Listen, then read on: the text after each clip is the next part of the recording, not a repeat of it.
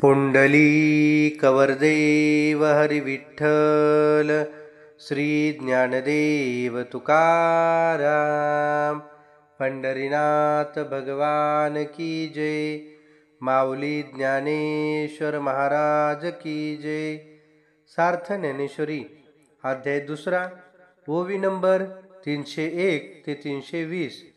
का कुर्माचिया परी उवाईला अवेव पसरी, ना तरी इच्छावशे आवरी आपुले आपण. तैसी इंद्रिये आपैती होती, जयांचे म्हणितले करीती, तयाची प्रज्ञा जाण स्थिती पातली असे.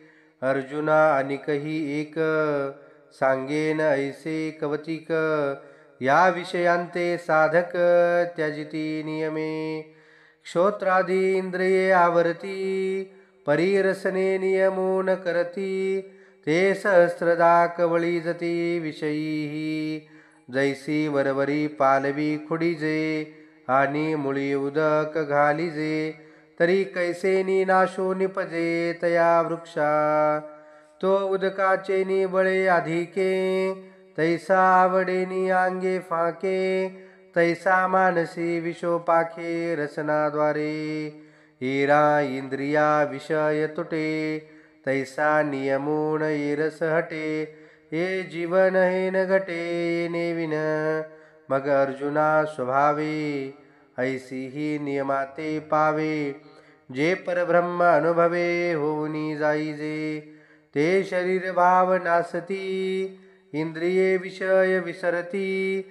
जे स्वहंभाव प्रतिदी प्रगट होय. एरवी तर अर्जुना हे आया नये साधना. जे राहटताती जतना निरंतर, जयाते अभ्यासाची घरटी. नियमांची ताटी, जे मनाते सदा मुठी धरून हाती. तेही किजती कासाविसी, या इंद्रियांची प्रौढी ऐसी. जैसी मंत्रज्ञाते विवसी भुलविका, देखे विषय हे तैसे. पावती रिद्धी सिद्धीचे निमिषे, मग आकळती स्पर्शे इंद्रियाचेनी. तिये संधी मन जाये, मग अभ्यासी ठोठावले ठाये. ऐसे बळकटपण आहे इंद्रियांचे, म्हणून ऐक पार्था. याते निर्दळी जो सर्वता, सर्व विषयी आस्था सांडुनिया. तोची तू जाण योगनिष्ठेसी कारण, जयाची विषय सुखे अंतःकरण झकवेना. जो आत्मबोध युक्तो होऊन असे सततो, जो माते हृदयांतो विसंबेना. एरवी बाह्य विषय तरी नाही, परिमानसी होईल जरी काही. तरी साध्यन तुझी पाही संसारो असे. जैसे का विषाचा लेशू, घेतलिया होय बहुवसू. मग निभ्रांत करी नाशो जीवितासी. तैसी विषयाची शंका, मनी वसती देखा. गातो करी असे खा विवेक जाता. पुंडलीकवरदेव हरी विठ्ठल, श्री ज्ञानदेव तुकाराम.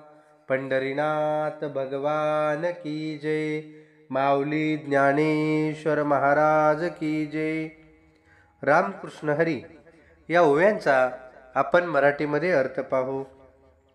ज्याप्रमाणे कासव आनंदात असताना आपले अवयव पसरते आणि मनाला वाटल्यास आपल्या आपण आवरून घेते, की अगदी त्याप्रमाणे ज्यांची इंद्रिय ताब्यात असतात व ती तो जे म्हणेल ते करतात, त्याची बुद्धी स्थिर झालेली आहे असे समजावे. आता अर्जुना अजून एक नवलाची गोष्ट सांगतो ऐक. जे साधक निग्रहाने विषयांचा त्याग करतात, ते श्रोत्रादी इंद्रिये आवरतात, पण जिवेला आळा घालत नाहीत. त्यांना हे विषय हजारो प्रकारांनी गुंतवून टाकतात. ज्याप्रमाणे एखाद्या झाडाची वरवरची पाने खोडून टाकली, पण मुळाला पाणी घातले तर त्या झाडाचा नाश कसा होणार. ते झाड पाण्याच्या जोरावर जसं अधिक फोपावतं, त्याप्रमाणे जीवमुळं मनातील विषय अधिक पुष्ट होतात. इतर इंद्रियांना आवरणे सहजपणे शक्य होते. ती थोड्या कष्टाने आपले विषय टाकून देतात. रस व जिभेला हट्टाने आवरता येत नाही, कारण जीवन चालवण्यास त्याचाच आधार लागतो. पण अर्जुना, ज्या साधकाच्या मनात मी ब्रह्म आहे ही अनुभूती निश्चितपणे प्रगट होते, त्याची इंद्रिये विषयाचा त्याग करतात आणि त्याला देहभावना उरत नाही. एरवी अर्जुना, ही इंद्रिये साधनांना दाद देत नाहीत. जे साधक ती स्वाधीन ठेवण्यासाठी खटपट करतात, जे इंद्रियावर अभ्यासाचा पहारा ठेवतात, यमनियमांचे संभोवार कुंपण घालतात व जे मनाला नेहमी मुठीत धरून असतात, ज्याप्रमाणे हडळ मांत्रिकाला चकवते त्याप्रमाणे ते साधक हे इंद्रियापुढे दीन होतात.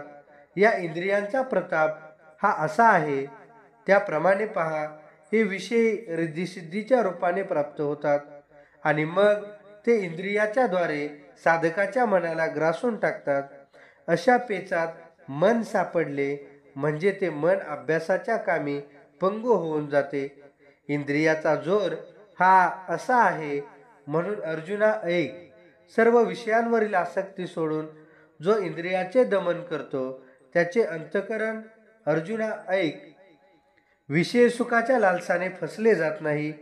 तोच पुरुष योगनिष्ठेचा अधिकारी आहे असे समज. तो सदैव आत्मज्ञानाने संपन्न असतो.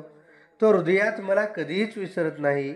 एरवी बाह्यता विषयाचा त्याग केला, पण मनात विषय वासना असतील तर त्याला हा संपूर्ण संसार आहेच. जसा विषयाचा एक थेंब सुद्धा संपूर्ण शरीरास व्यापून टाकतो आणि शेवटी निसंशय प्राणाची हानी करतो, तसे या विषयाचे नुसते सूक्ष्म संस्कार जरी मनात राहिले तरी ते संपूर्ण विचारमात्रांचा घात करतात. रामकृष्ण हरी. आमचे नवनवीन व्हिडिओ पाहण्यासाठी चॅनेलला लाईक करा, शेअर करा आणि सबस्क्राईब करायला विसरू नका. धन्यवाद. रामकृष्ण हरी.